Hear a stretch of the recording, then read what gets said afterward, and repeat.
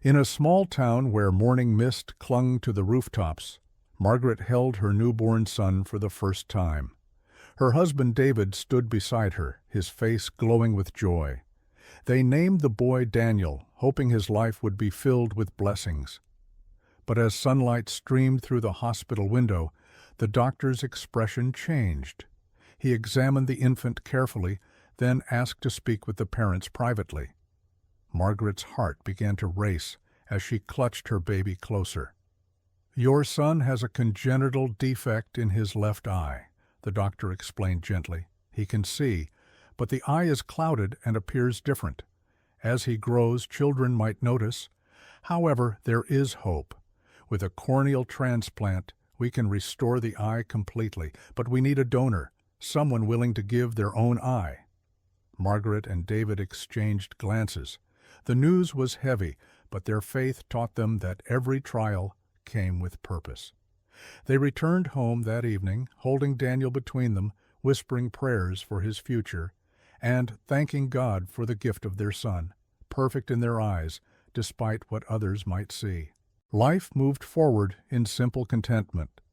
David worked at a local factory while Margaret stayed home, caring for little Daniel. The boy was bright and curious, always reaching for his father's face with tiny hands, giggling at the sound of his mother's voice. Then, on a rainy Tuesday evening, everything shattered. David was returning home from work when his car skidded on the wet road. The accident was instant and fatal. Margaret received the news like a thunderbolt. She collapsed to her knees, her world suddenly split in two, before David and after. The house became quiet in a way it had never been before. Margaret would wake in the night, forgetting for a moment that she was alone, reaching across the bed to find it empty.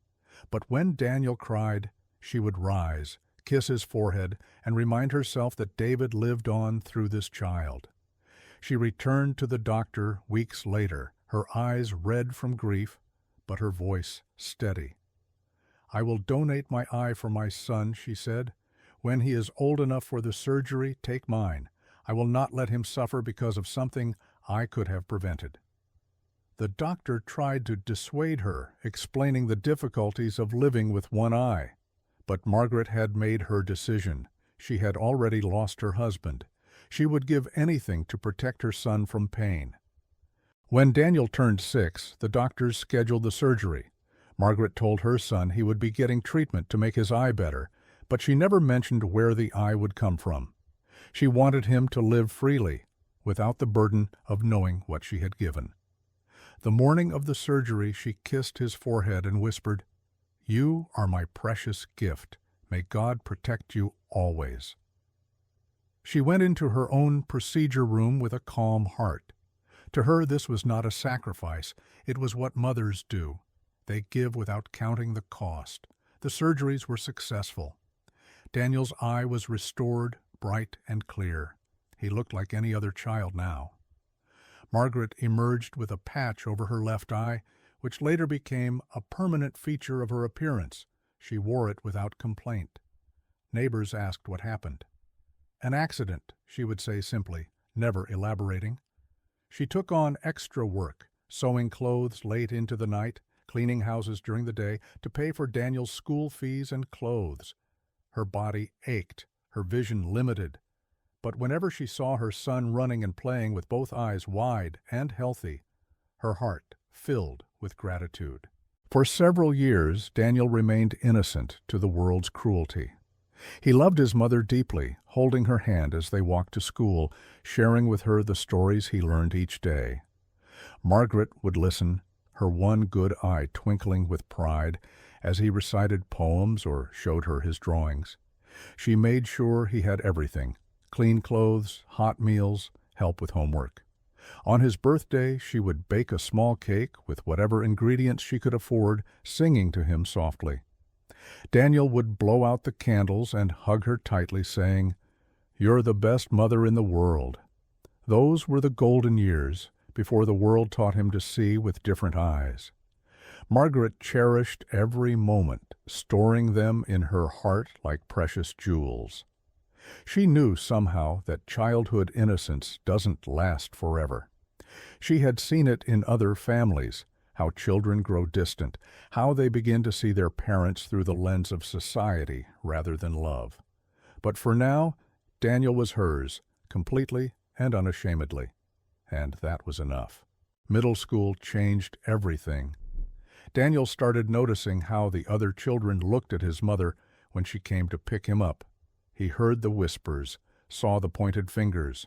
One boy called her the pirate lady. Another said, "Your mom looks like a witch with that eye." At first, Daniel defended her. He got into a fight with a boy who mocked her, coming home with a bruised cheek. Margaret cleaned his wounds gently, never asking why he fought, somehow understanding. "You don't need to fight for me," she whispered. "I am content with how God made me." But the comments continued, growing sharper.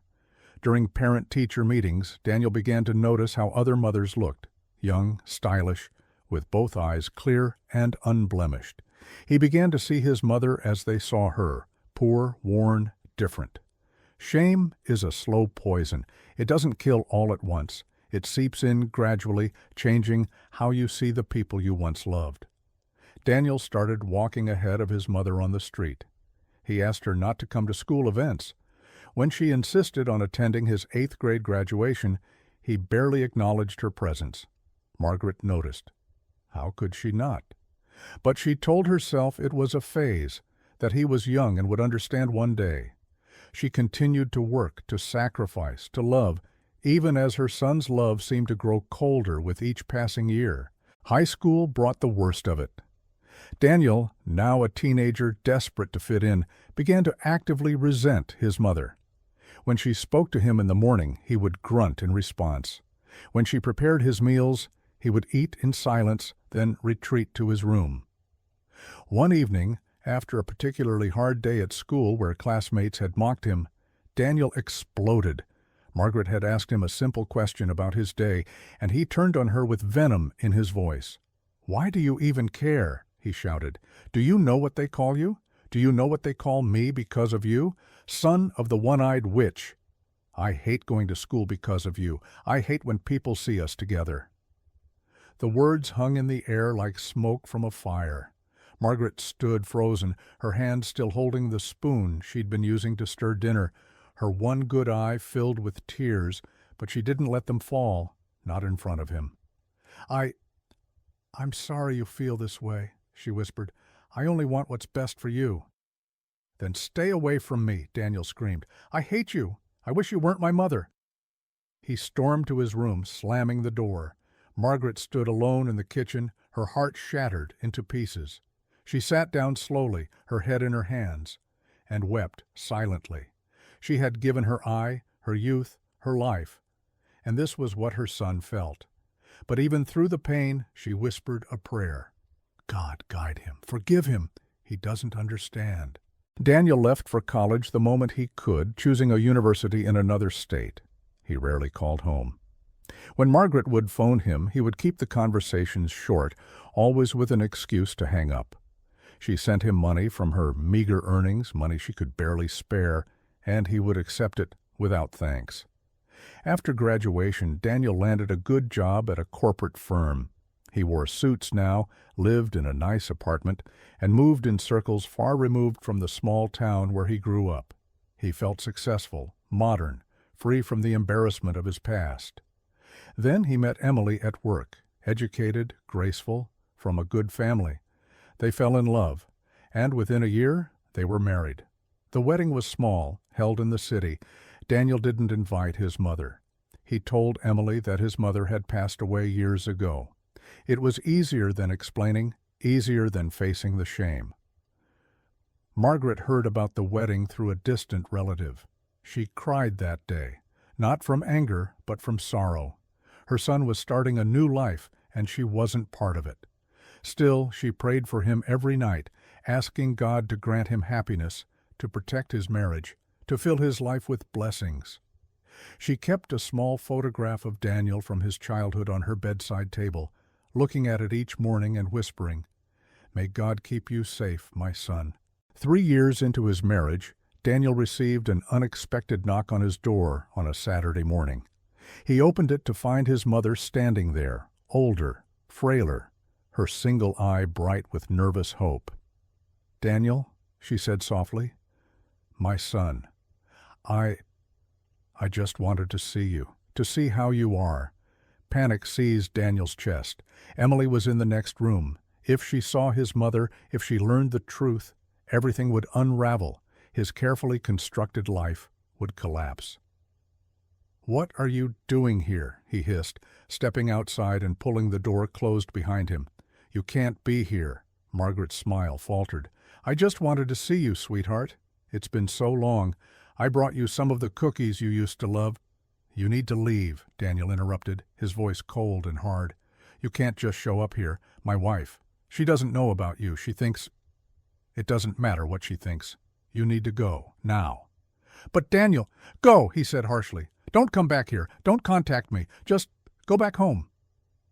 Margaret stood there for a moment, clutching the small package of cookies, her eye searching her son's face for any trace of the boy she raised. She found none. Slowly she nodded, turned, and walked away, her shoulders bent, as if carrying an unbearable weight. Daniel watched her go, then went back inside, his hands shaking. He told himself he'd had no choice, that he was protecting his life, his marriage. But that night he couldn't sleep, haunted by the look in his mother's eye. 6 months passed. Daniel tried to forget the encounter, burying himself in work and his life with Emily. Then one evening, his phone rang. It was a number he didn't recognize from his hometown.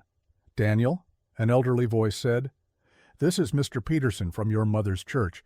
You need to come home. Your mother is very ill. She's asking for you. She's on her deathbed, and she wants to tell you something important." Daniel felt his stomach drop. I'm very busy with work. I can't just leave." "Please," the man interrupted. "She doesn't have much time. She's been asking for you for days. Whatever has happened between you, put it aside. She's your mother." The call ended. Daniel sat in silence, torn between guilt and resentment. Emily noticed his distress and asked what was wrong. Unable to keep lying, he told her the truth, all of it. About his mother, the eye patch, his shame, the lies. Emily listened, then looked at him with disappointment. "How could you?" she said quietly. "She's your mother. You need to go to her, now."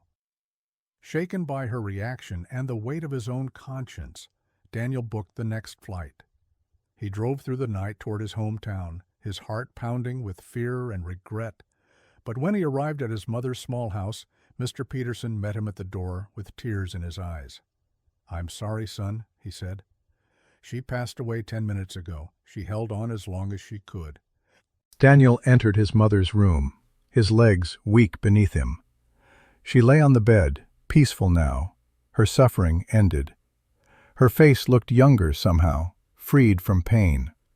The eye patch was still there, a permanent mark of her sacrifice. "She left this for you," Mr. Peterson said, handing him a sealed envelope. "She wrote it last week, when she knew the end was near." Daniel took the letter with trembling hands and sat beside his mother's body.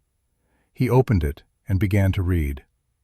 "My dearest Daniel, if you are reading this, then I have returned to God, and my time with you in this world has ended.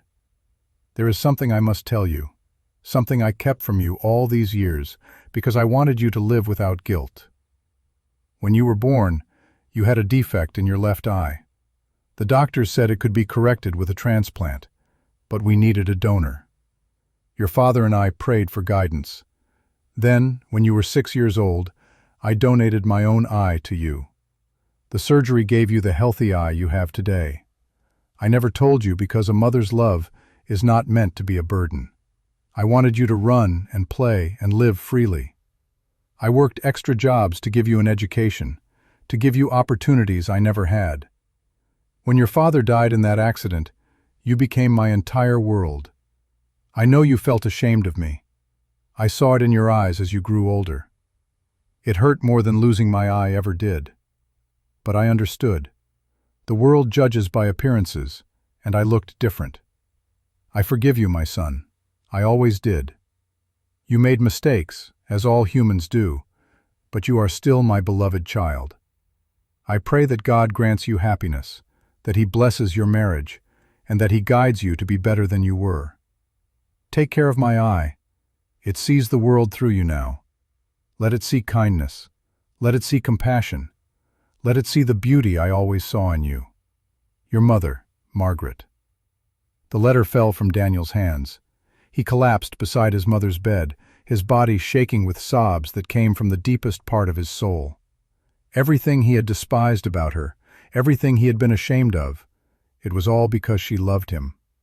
The eye he saw the world with, the eye that made him normal, was hers. He wept for the years wasted, for the cruelty he showed, for the love he rejected. He wept for the cookies she brought that he never tasted, for the phone calls he cut short, for the wedding where her seat remained empty. He wept because he finally understood what he had lost, and it was too late to ask for forgiveness in this world. But even in death, Margaret had given him one final gift: the truth. And with that truth came a choice: to remain the man he had been, or to become the man she always believed he could be. Daniel pressed his forehead to his mother's cold hand and whispered through his tears, "I'm sorry, Mom. I'm so sorry. I promise I'll take care of your eye. I'll see the world the way you wanted me to see it. With love. With gratitude. I promise." And somewhere beyond the veil of this world, perhaps a mother smiled, her prayers finally answered.